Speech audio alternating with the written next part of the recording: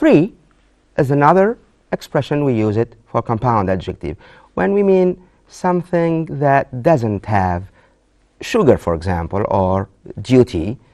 How do you call the shop in the airport where you don't have to pay tax?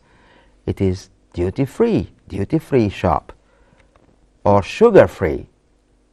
Some people take their coffees without sugar, so sugar-free coffee, or fat-free, doesn't take any oily products, and it's not good for cholesterol if you take products with fat. So fat-free is better for your health. Now, I have here for you a text or a paragraph, you can say, where you can use the compound adjectives again.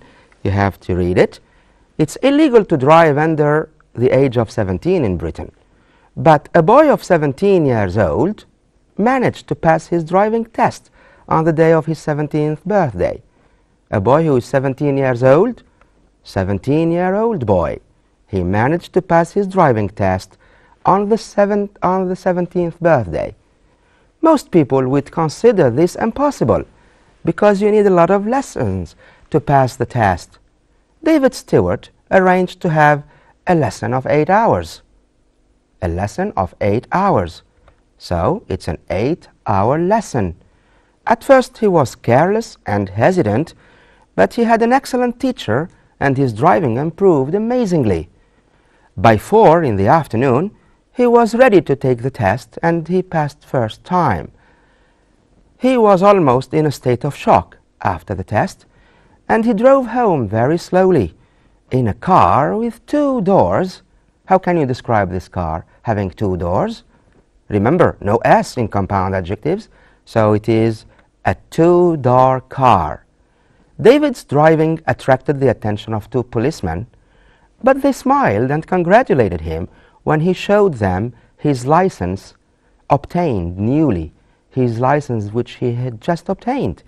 So it is a newly obtained license. Good. Is it clear now with compound adjectives?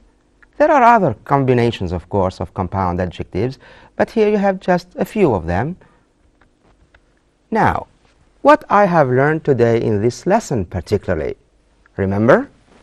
Yes, it was about art shows, and now we have seen vocabulary related to art shows. Do you remember some of these words? Yes, exhibition, art gallery, cinema, okay? And we also learned how to express preference. Do you remember some of these expressions? Yes, I'd rather, I prefer, I'm fond of, I'm keen on. So expressions how to express preference and likes. Also, another thing in this lesson was how to give advice. Do you remember what are the expressions for advice?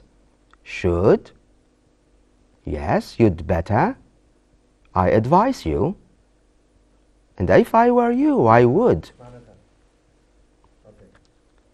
And finally, another language point we came across in this unit.